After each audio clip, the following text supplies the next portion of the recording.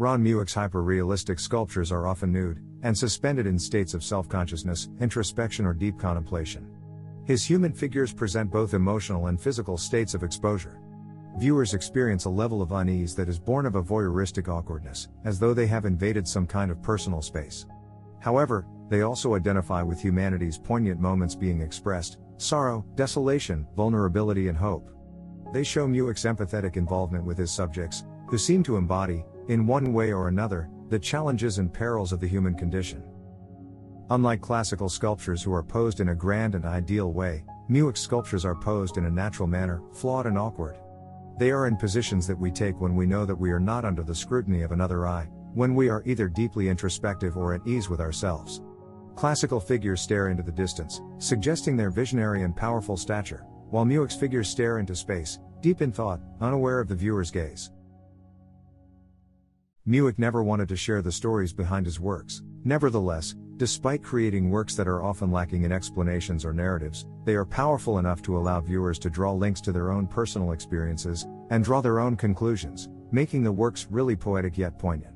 One of his intentions could be to show the internal conflicts of human life, playing upon the vulnerabilities of humans. Unlike classical sculptures that place the perfect human being on a pedestal, nude yet proud of their physique, elevated to a status equal to God, Mueck's unclothed figures are in their most vulnerable state that we tend to keep to ourselves. Mueck's figures confront viewers with life's expectations that force us to look at our inadequacies, our anxieties and our discomfort with ourselves and our loved ones. It forces a new perspective on what it means to be human in today's society, far removed from the romanticized era of the Renaissance. It portrays the real truth of the cycle of life and all of its state of helplessness, awkwardness and loneliness, from the first moment of consciousness, to young love, the various stages of maturity and aging, and ultimately to oblivion.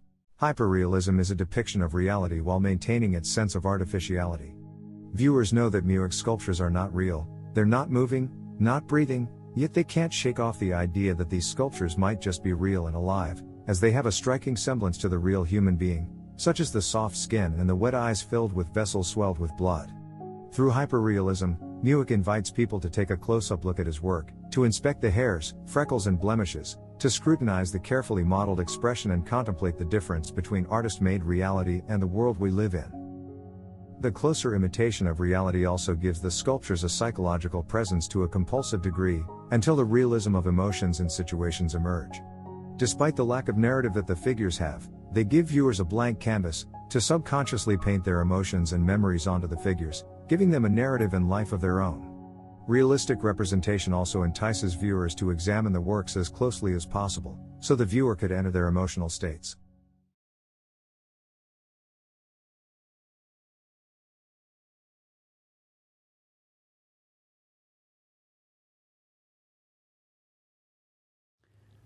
Mueck's monumental work In Bed captures a moment of thought.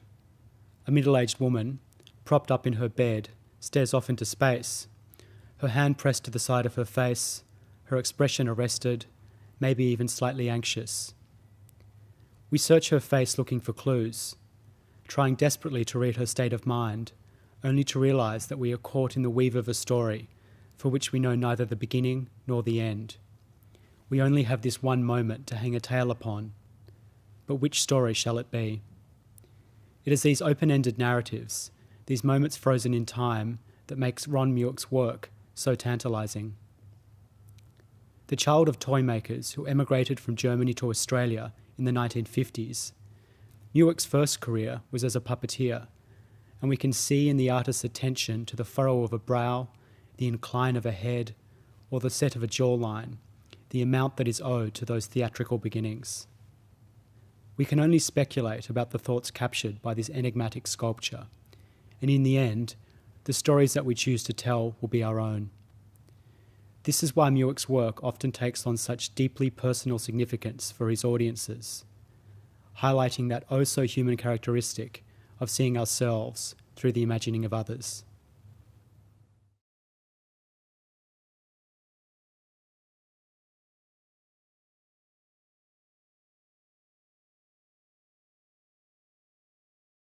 In the planning phase, Mueck will make small plaster or clay maquettes to decide on the posture of the figures. He will also make drawings of various sizes to decide the scale of the work. He uses photographs, live models, and anatomy textbooks as reference. He He will then begin making the shape of the actual sculpture via a metal armature of chicken wire and plaster bandages, followed by clay to mold the flesh and skin textures. Next, he makes the mold by applying silicone, fiberglass and resin. The silicone mold is then filled with flesh-colored fiberglass that's the sculpture. Fiberglass is used due to its hard and durable quality, and it can also be polished to hide errors or irregularities. Once the fiberglass hardens, the mold is removed and the sculpture is painted with acrylic to suggest veins, blemishes, moles, wrinkles, nails and others. Hair is individually glued into holes by hand. As for the head, due to the high quantity of hair to be punched into it, it is made of silicone instead of fiberglass due to its soft and rubbery quality. Finally, the eyes are sculpted and placed into the eye socket, bringing his creation to life.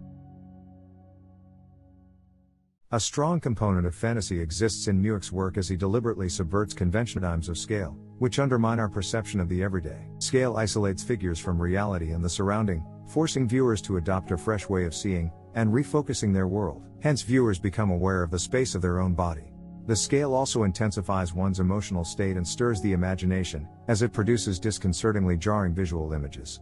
By dramatically minimizing a figure, its delicate presence and vulnerability are intensified, as though its privacy is invaded. By monumentally enlarging a figure, its presence of being exposed increases, leaving it vulnerable to the viewer's gaze.